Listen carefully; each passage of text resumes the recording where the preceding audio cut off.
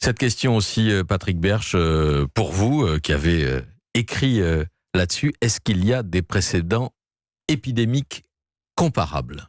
Alors, les pandémies de grippe sont relativement comparables à ce qui se passe actuellement.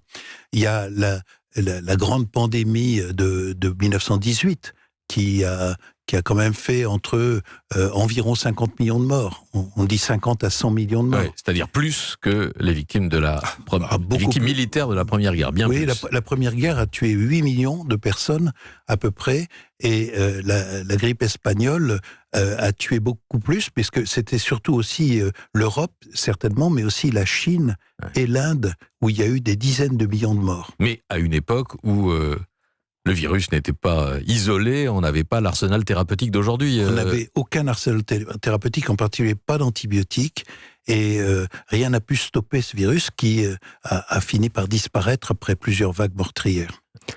Philippe Sansonetti ? Une certaine différence entre la grippe et la maladie qu'on voit actuellement, c'est que la grippe tuait, quand elle tue, à cette époque, en 1918, et c'est encore le cas souvent, en particulier chez les personnes âgées, par une surinfection pulmonaire par des bactéries, en particulier par le pneumocoque. Donc ça a très vite ouvert un angle thérapeutique par le traitement antibiotique. Là, ce qui est un petit peu plus ennuyeux avec ces virus émergents qui touchent le poumon, c'est qu'ils ont l'air d'avoir une capacité de destruction, je dirais personnelle, ne nécessitant pas de surinfection microbienne, même s'il y a quelques cas démontrés avec ce nouveau corona. Mais il y a des différences avec la grippe, mais c'est vrai que la carte se recouvre très très bien. Juste une particularité extraordinaire de la grippe espagnole, c'est qu'elle tuait des personnes entre 20 et 40 ans, des jeunes. Et ça, c'est probablement lié aux conditions épidémiologiques de la guerre de 14, où il y avait des transferts de troupes massifs, des gens qui étaient stationnés dans des camps, dont des rassemblements constants, avec des transferts par bateau vers l'Europe de près de 2 millions de soldats américains.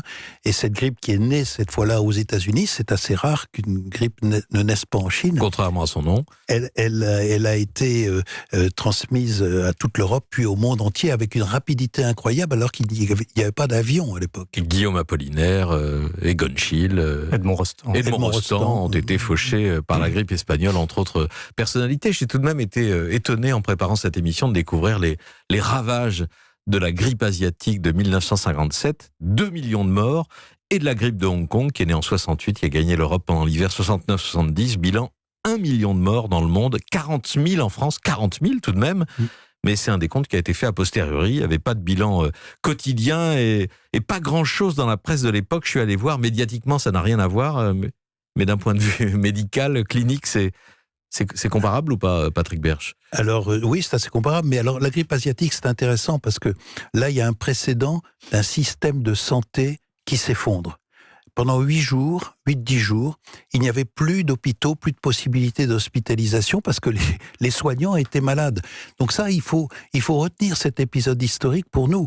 Et il faut absolument préserver le système de santé, prendre des précautions pour qu'on n'arrive pas à un moment où l'on ne puisse plus hospitaliser les gens parce qu'il n'y a plus de soignants. Professeur Patrick Berche, professeur Philippe Sansonetti, on parle des antidotes de la course aux remèdes dans un instant. Europe 1, 9h, 10h, c'est arrivé cette semaine.